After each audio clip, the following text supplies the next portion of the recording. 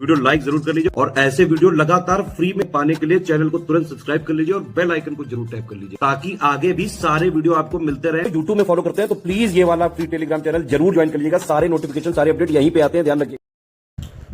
नमस्कार दोस्तों प्राचीन भारत का इतिहास हम लोग कर रहे हैं, एंशिएंट हिस्ट्री एकदम बेसिक से।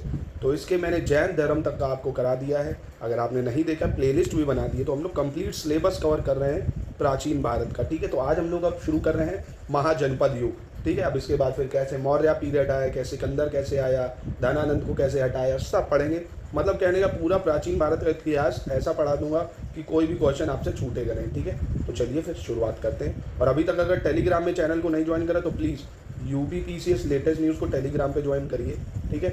और आप अगर इसके नोट्स चाहते हैं तो अगेन इन नंबरों पे कांटेक्ट कर सकते हैं। चलिए शुरू करते हैं। तो कह रहे हैं, देखिए 16 महाजनपद थे हमारे जो इतिहास में। कितने जनपद थे? 16। और ये हमें कहाँ से पता चलता है कि 16 महाजनपद थे? तो दो आपको ये टर्म याद रखने, एक अंगुत्र निकाय जो बुद्धिस्ट एक सूत्र था उससे पता चलता है, और एक भगवती सूत्र। अंगुत्र निकाय और भगवती सूत्र में 16 महाजनपदों का उल्लेख है। कितने? 16 महाजनपदों का उल्लेख है, जिनमें से 10 गंगा घाटी और 6 गंगा घाटी के बाहर हैं। तो आपको ये याद रखना है, अंगुत्र निकाय और भगवती सूत्र में 16 महाजनपद है। अब एक बार इसका डायग्राम देख लो। ये देखो, ये 16 दिख रहा है आपको। कंबोज, गांधार, कुरु, मत्स्य, सूरसेन, अवंती, छेदी, अस्माक, वत्स, पांचाल, मल्ल, कोसाल, काशी, अंग, मगध और वज्जी। अब इसमें इंपॉर्टेंट क्या क्या है देखिए। सबसे पहले देखिए, इन 16 महाजनपदों की राजधानियाँ बहुत पूछता है एग्जाम में। पहली चीज़, ये 16 महाजनपद की राजधानी कौन सी है, कौन सा जनपद वर्तमान में मतलब प्रेजेंट में कौन से राज्य में है, ये पूछता है, ठीक है। उत्तर प्रदेश में कौन और कितने कितने और नाम उसके कौन कौन से जनपद थे, है ना। तो जैसे उत्तर प्रदेश में देखो 8 थे, है ना। ये उत्तर प्रदेश के, ये आपको दिखेगा, ये सब 8 उत्तर प्रदेश के थे। अभी बताऊंगा आपको। तो समझे क्या क्या पूछता है। इसकी सबकी राजधानी आपको याद रखनी है 16 जनपद की, कौन सा कहाँ है और उत्तर प्रदेश में कौन से कितने हैं, ठीक है। ठीक है, आगे बढ़ते हैं। अब संस्कृत ग्रंथ है महावस्तु, उसमें 16 जनपदों को आंशिक रूप से दोहराया गया है। तो जो देखो आपको याद रखना है उसको मैं ऐसा हाईलाइट कर दूंगा, ठीक है, जो ज़्यादा इंपॉर्टेंट। बाकी को मैं आपको बता दे रहा हूँ एज अ ब्रीफ, ठीक है। महावस्तु जो है उसमें गांधार की जगह शिव और कंबोज की जगह दर्शान का प्रयोग हुआ है। कंबोज जो है उसकी जगह क्या यूज़ हुआ है, गांधार की जगह शिव का प्रयोग हुआ है, और कंबोज की जगह दर्शान का हुआ है। और बाकी 14 जनपद वही है जो अंगुत्र निकाय में। तो कहने का मतलब इतना कुछ ये इंपॉर्टेंट नहीं है, बस ऐसे ब्रीफ ले लो एक। दूसरा, चुल्ल निदेश में 16 महाजनपदों की सूची में कलिंग जोड़ दिया है। क्या जोड़ दिया है? कलिंग। किसने? चुल्ल निदेश में। और गांधार के स्थान पर इन्होंने योन का शब्द का प्रयोग किया। किसका? योन शब्द का। तमिल ग्रंथ है जो शिलादिकारम, शिलादिकारम तमिल ग्रंथ है, उसमें 3 महाजनपद हैं, मगध, वत्स और अवंती। सिर्फ इसका यूज हुआ है। किसमें? शिलादिकारम में मगध, वत्स, अवंती का उल्लेख हुआ है। अब आपको ये याद रखना है, पाणिनि का अष्टाध्यायी, जो पाणिनि की अष्टाध्यायी है उसमें 40 जनपदों के नाम है, ठीक है। किसने? 40 जनपदों के नाम है, ये याद रखना है। फिर से बता रहा हूँ, जो याद रखना है वो है ये अंगुत्र निकाय, भगवती सूत्र में 16 महाजनपद है, पाणिनि ने अष्टाध्यायी लिखी जिसमें 40 जनपद है। बाकी ये एज अ ब्रीफ हल्का सा बस पढ़ सकते हो आप, ठीक है। ठीक है, अब देखो जैसे सिंधु, अश्मा, कंबोज, भरत, योधे, वृजी, कलिंग, इन सब का जनपद का नाम अष्टाध्यायी में हुआ है। तो ये आपको नहीं याद रखने, ठीक है। आपको बस 16 महाजनपद याद रखने हैं जो अंगुत्र निकाय में है, ठीक है। महाभारत में तो ऐसे 250 महाजनपद दिए हुए थे, ठीक है। 16 महाजनपदों में 14 राजतंत्रात्मक एवं 2 गणतंत्रात्मक थे। वज्जी संघ और मल्ल संघ, ये गणतंत्र थे। गणतंत्र का मतलब समझे, जनता जिसको चुनती उसको गणतंत्र बोलते हैं, है ना। तो जनता द्वारा जो चुना जाता था, वज्जी और मल्ल संघ जो होते थे। बाकी राजतंत्रात्मक का मतलब राजा, फिर उसका बेटा, फिर उसका बेटा, ऐसे चलता था। जैसे मगध बहुत शक्तिशाली था, ठीक है। मगध आपको पता होगा बहुत शक्तिशाली था। कोशाल, वत्स, अवंती, ये 4 सबसे शक्तिशाली थे। कौन कौन से? मगध, कोशाल, वत्स और अवंती, ठीक है। अब ये बहुत इंपॉर्टेंट है, 16 महाजनपदों में से 8 महाजनपद प्रेजेंट में कहाँ पे है? उत्तर प्रदेश में। कहाँ पर है? उत्तर प्रदेश में। इनके नाम एकदम रटे होने चाहिए भैया। काशी, कोशाल, वत्स, मल्ल, काशी, कोशाल, वत्स, मल्ल, कुरु, पांचाल, सूरसेन और छेदी, ये आपको याद होने चाहिए, ठीक है। 16 महाजनपद में से 8 जो थे उत्तर प्रदेश में। कौन कौन से? काशी, कोशाल, वत्स, मल्ल, कुरु, पांचाल, सूरसेन तथा छेदी। नेक्स्ट देखते हैं। कह रहा उकट्ठा एवं कीतागिरी प्राचीन 16 महाजनपदों में से एक कोसाल महाजनपद के नगर थे। तो ये आपको नहीं याद रखना है। कोसाल की पहचान वर्तमान, ये याद रखना है। कोशाल क्या है? वर्तमान अवध। यानी उत्तर प्रदेश क्षेत्र से। कोशाल जो है वो पूरा अवध यानी उत्तर प्रदेश से होती है, ठीक है। इसको मैं हाईलाइट कर देता हूँ। कोशाल की पहचान अवध से होती है। अवध में राम पधारे, वही समझिए। उत्तरी बिहार के वर्तमान भागलपुर तथा मुंगेर, ये इंपॉर्टेंट है। भागलपुर और मुंगेर ये अंग महाजनपद के अंतर्गत आते हैं, ठीक है। ये पेपर में आ भी चुका है। अंग किसके अंतर्गत आ जाता था? अंगराज कर्ण सुना होगा आपने। भागलपुर मुंगेर उनके पास था, ठीक है। इसकी राजधानी क्या थी भैया? चंपा थी। महाभारत तथा पुराणों में इसकी प्राचीन नाम मालिनी प्राप्त होता है, ठीक है। महाभारत और पुराणों में जो अंग है उसका नाम मालिनी प्राप्त होता है। बुद्ध के समय जो है 6 महानगरों में चंपा भी शामिल थी। महापरिनिर्वाण सूत्र में इन 6 महानगरों के नाम क्या है भैया? तो ये आपको नहीं याद रखना है, ये ठीक है, बस ऐसे ही पढ़ लो। चंपा, साकेत, श्रावस्ती, कौशाम्बी, राजगृह, वाराणसी। ये महापरिनिर्वाण सूत्र जो था बौद्धिज्म का, उसमें जो 6 महाजनपद थे वो ये हैं: चंपा, साकेत, श्रावस्ती, कौशाम्बी, राजगृह, ठीक है। जो मैंने हाईलाइट करें again they are very important. चलिए, अब दीर्घ निकाय के अनुसार चंपा नगर निर्माण की योजना वास्तुकार महागोविंद ने की थी और वैशाली के लिच्छवियों ने विश्व का पहला गणतंत्र स्थापित किया था। ये आपको याद रखना है कि विश्व का पहला गणतंत्र किसने स्थापित किया था? तो वैशाली के लिच्छवियों ने विश्व का पहला गणतंत्र स्थापित किया था। सुत्त निपात में वैशाली को मगधपुरम कहा गया। क्या कहा गया है? मगधपुरम कहा गया वैशाली को। तो आपको ये ज़्यादा इंपॉर्टेंट है, इसको याद रखना। किसको?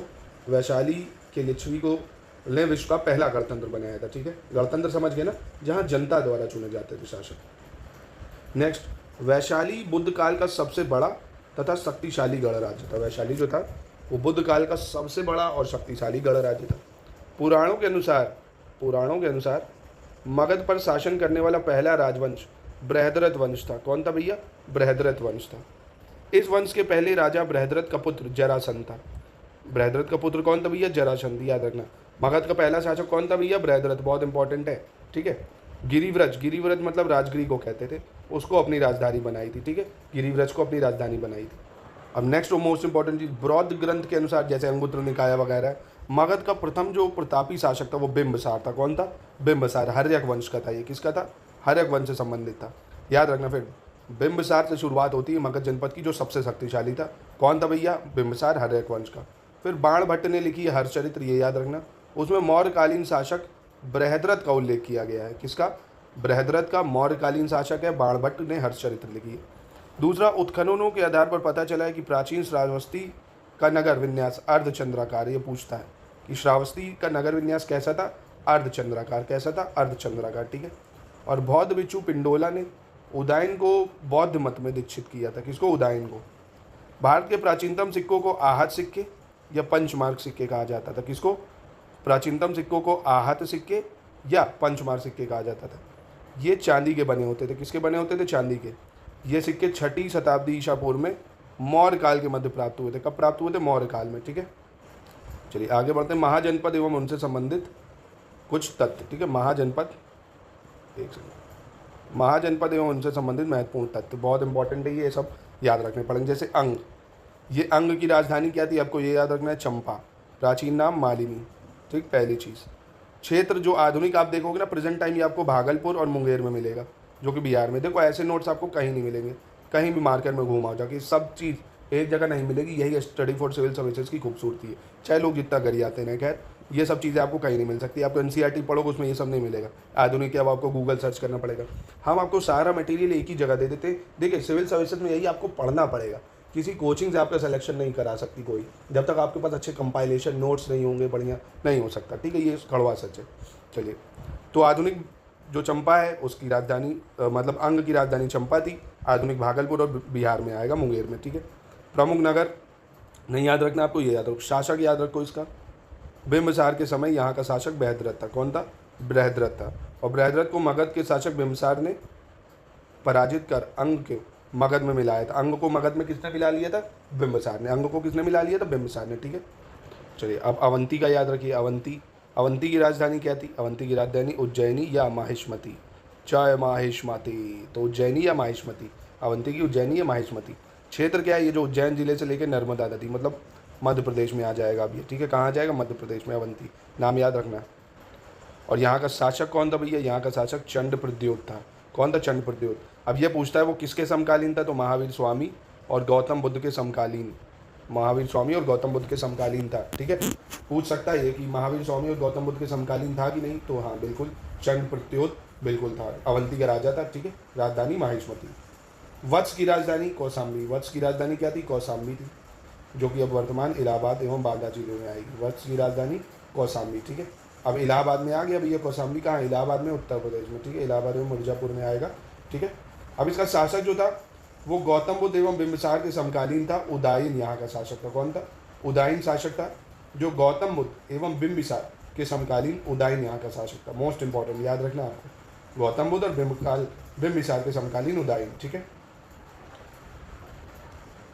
और देखिए ये जो उदायन था, उदायन के साथ जो चंड प्रद्योत था एवं अजात शत्रु का संघर्ष हुआ था। उदायन के साथ चंड प्रद्योत। अब चंड प्रद्योत कौन है भैया? अवंती का, है ना, और मतलब अंग का। अब ये लोग आपस में भैया लड़ेंगे इंपायर बनाने के लिए। अब आपस में लड़ाई ना हो इसलिए उन लोगों ने रिश्तेदारी कर ली, शादियां करा दी अपने लड़के की इसकी लड़की से। तो अब रिश्तेदारियों में थोड़ी लड़ाई होगी ना, तो रिश्तेदारी कर लेते थे, मैट्रिमोनियल अलायंस बनाते थे अपने इंपायर को बढ़ाने के लिए। तो चंड प्रद्योत जो था उसने अपनी पुत्री का विवाह कर दिया उदायन से। भैया कोई भी अब लड़ाई का कारण ही नहीं बचा, अब उसका है जो हमारा है, जो हमारा है वो उनका है। तो चंड प्रद्योत ने अपनी पुत्री जो थी वासुदत्ता, उसकी शादी उदायन से कर दी थी। किससे कर दी थी? उदायन से कर दी थी। और उदायन कहाँ का शासक था? वत्स का शासक था, ठीक है। उदायन कहाँ का था? वत्स का शासक था। अब अशमाक। अशमाक की राजधानी क्या है? तो अशमाक की राजधानी पैथान है या पोटल। पैथान या पोटल, पैथान या पोटल है, ठीक है। अब अशमाक आपको प्रेजेंट में आंध्र प्रदेश में मिल जाएगा। कहाँ मिलेगा? आंध्र प्रदेश में, नर्मदा एवं गोदावरी नदियों के मध्य। अशमाक कहाँ है? प्रेजेंट में आंध्र प्रदेश में, नर्मदा और गोदावरी नदियों के पास, ठीक है।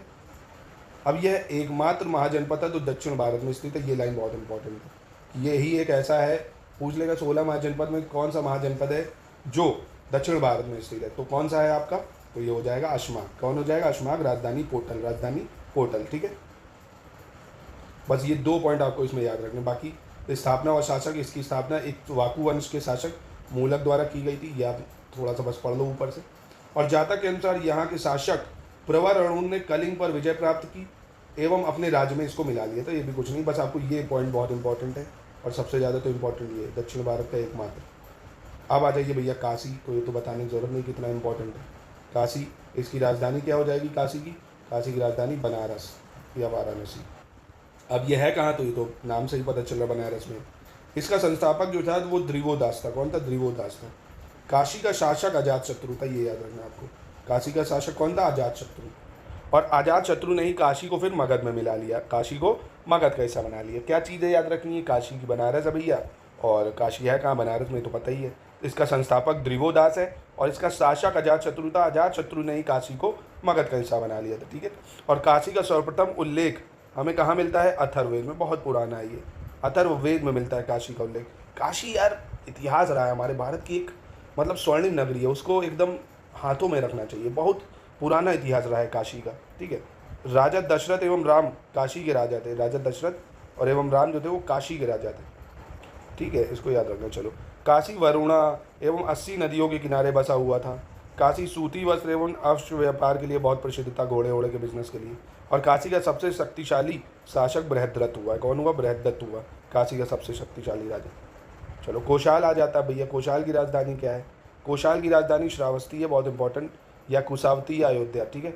कोशाल की श्रावस्ती, कुशावती या अयोध्या, ठीक है। आधुनिक में ये कहाँ आएगा? जैसे फैजाबाद, गोंडा, बहराइच, ठीक है, उत्तर प्रदेश में ये कोशाल भी कहाँ है? उत्तर प्रदेश में आ जाएगा, फैजाबाद, गोंडा, बहराइच, ठीक है। बुद्ध के समकालीन था यहाँ का शासक प्रसन्नजीत। इंपॉर्टेंट है ये, प्रसन्नजीत था कोशाल का शासक, बुद्ध के समकालीन था। कौन था? प्रसन्नजीत था बुद्ध कोशाल का शासक, जो कि गौतम बुद्ध के समकालीन था, ठीक है। और कोशाल के प्रमुख नगर कौन कौन से भैया? कोशाल के प्रमुख नगर श्रावस्ती, अयोध्या और साकेत। श्रावस्ती, अयोध्या और साकेत ये कोशाल के अंतर्गत आते थे, ये आपको याद रखना है। कौन कौन से? श्रावस्ती, अयोध्या, साकेत, ठीक है। और बुद्ध काल में कोशाल के 2 भाग हो गए थे, उत्तरी भाग की राजधानी श्रावस्ती और दक्षिण भाग की राजधानी साकेत। तो आपको ये 3 चीज़ें याद रखनी है, मैं हाईलाइट कर दे रहा हूँ क्योंकि इंपॉर्टेंट है। श्रावस्ती, अयोध्या, साकेत। चलिए, कुरु। कुरु की बात करें अगर, कुरु की राजधानी इंद्रप्रस्थ एवं हस्तिनापुर। कुरु की राजधानी क्या है? इंद्रप्रस्थ या हस्तिनापुर। इंद्रप्रस्थ या हस्तिनापुर। बुद्ध के समकालीन यहाँ का शासक कौन था? कौरव्य था। बुद्ध का समकालीन यहाँ का शासक कौरव्य था, ठीक है। इंद्रप्रस्थ राजधानी जरूर याद रखना। और इसका उल्लेख महाभारत एवं अष्टाध्यायी में मिलता है, ठीक है। इस महाजनपद के अंतर्गत मेरठ, दिल्ली, थानेश्वर का क्षेत्र आता है, यानी ये भी उत्तर प्रदेश में आएगा, ठीक है। मेरठ है, दिल्ली है, थानेश्वर है, ये सब कुरु जो है वहीं पे आ जाएगा। तो आपको 3 चीज़ें याद रखनी है बस, क्या क्या, राजधानी और कौन सा इसका क्षेत्र है, ठीक है, और बाकी अष्टाध्यायी और इसमें मिला उल्लेख ये याद रख लो, ठीक है। अब बात आती है सर इतना कैसे याद रखें, तो यार इसका एक कारण है, मतलब एक उपाय, मल्टीपल रिवीजन। जितनी ज़्यादा बार आप पढ़ो, पहली बार अभी अगर इसको पढ़ रहे हो तो पहली बार सिर्फ एक वीडियो इसको पूरा देखो, ठीक है। दोबारा जब इसको पढ़ने बैठो, कॉपी पर लेके बैठो, बढ़िया उसके नोट्स बनाओ, ठीक है, लिखा उसको बढ़िया, नोट्स बनाया, फिर तिबारा में अपना खुद से उसको 3-4 बार मैंने पढ़ा। जितनी बार पढ़ोगे उतनी बार रिवीजन होगा, छोटे छोटे चैप्टर है, पूरा एक बार पढ़ लोगे कंप्लीट हो जाएगा, क्योंकि पढ़ना पड़ेगा भाई, आज निकालिए पेपर में तो आता ही है। चलो पांचाल देखते हैं। पांचाल की राजधानी क्या है भैया, अहिछत्र है या कामपेल। पांचाल की राजधानी अहिछत्र एवं कामपेल, अहिछत्र एवं कामपेल। यहाँ का शासक जो था वो चुलामी बहदत्त था, तो ये नहीं, ये जरूर याद रखो। और इस महाजनपद के अंतर्गत प्रेजेंट में अब क्या आ गया, बरेली है, बदायूं है, फर्रुखाबाद है, ये सब यूपी में आता है ना। पांचाल भी कहाँ जाता है, यूपी में, बरेली, बदायूं, फर्रुखाबाद, बरेली बदायूं फर्रुखाबाद, ठीक है। और इसका उल्लेख भी महाभारत और अष्टाध्यायी में मिलता है, ठीक है, महाभारत और अष्टाध्यायी में मिलता है। अब जो एक इंपॉर्टेंट चीज़ बता रहा हूँ बहुत, पांचाल महाजनपद के अंतर्गत कान्यकुब्ज का प्रसिद्ध नगर स्थित है। कान्यकुब्ज कहाँ आता था, जो सुनते हो ना कान्यकुब्ज ब्राह्मण, ये कान्यकुब्ज पांचाल के अंदर ही आता था, ठीक है। और इसकी सीमा जो है हिमाचल की तलहटी से लेकर वहाँ तक लगती है, ये कोई ज़रूरत नहीं। तो समझे आपको क्या याद रखना है, आपको राजधानी याद रखनी है, प्रेजेंट में कौन सा क्षेत्र लगता है, अष्टाध्यायी महाभारत में भी ये है, ठीक है, और एक ये कान्यकुब्ज, ठीक है। चलिए अब आता है भैया सूरसेन। सूरसेन की राजधानी क्या है, तो सूरसेन की राजधानी आपको मथुरा है। सूरसेन की राजधानी क्या है, मथुरा। यहाँ के शासक यदुवंशी भगवान कृष्ण थे भैया। सूरसेन कौन थे, भगवान कृष्ण। मेगास्थनीज की पुस्तिका इंडिका में सूरसेन का उल्लेख मिलता है, ये याद रखना है। जो इंडिका लिखी थी मेगास्थनीज में, उनमें सूरसेन का उल्लेख मिलता है। यहाँ बौद्ध का समकालीन शासक अवंती पुत्र था। कौन, अवंती पुत्र। बुद्ध का समकालीन था अवंती पुत्र, ठीक है, बुद्ध का समकालीन अवंती पुत्र, बस इतना याद रखना आपको। चलिए अब मल्ल देखते हैं। मल्ल, इसकी राजधानी क्या है, कुशीनगर या पावापुरी, ठीक है, कुशीनगर और पावापुरी। मल्ल की राजधानी कुशीनगर या पावापुरी, जहाँ भैया महावीर स्वामी का जन्म भी हुआ था, ठीक है। यहाँ का शासन कैसा था, गणतंत्रात्मक था, और यहाँ का शासक ओकाक था, ठीक है। तो शासक नहीं भी याद रखोगे, अब ये याद रखना है गणतंत्रात्मक था। इस महाजनपद में ही महात्मा बुद्ध को महापरिनिर्वाण प्राप्त हुआ था भैया। महाजनपद बहुत इंपॉर्टेंट है, मल्ल महाजनपद में ही इनको क्या प्राप्त हुआ था, परिनिर्वाण। और पूर्वी उत्तर प्रदेश के देवरिया जिले में मल्ल महाजनपद स्थित है। इस टाइम कहाँ है ये, उत्तर प्रदेश में। मल्ल भी कहाँ है प्रेजेंट में, उत्तर प्रदेश में। कहाँ पे आ जाएगा, उत्तर प्रदेश में, ठीक है। अब आ जाइए आपको वज्जी। वज्जी की राजधानी क्या हो जाएगी, मिथिला या वैशाली। वज्जी की राजधानी मिथिला वैशाली, ठीक है।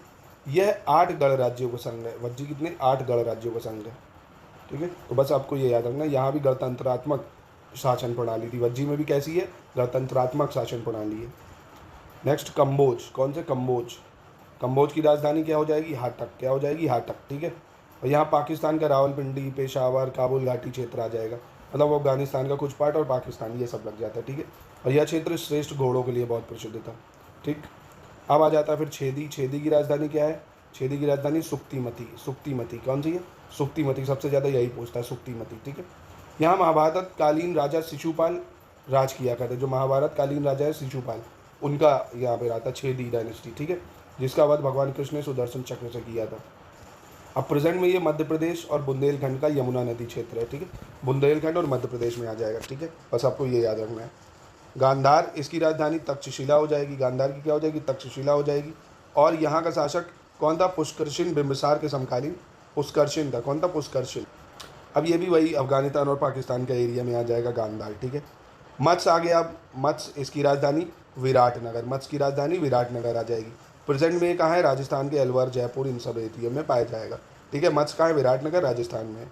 मगध जो सबसे शक्तिशाली है, गिरिव्रज, राजगिरी या राजगृह, 3 राजधानियों जिनको एक ही नाम है, 3 नामों से जाना जाता था, गिरिव्रज, राजगिरी या राजगीर।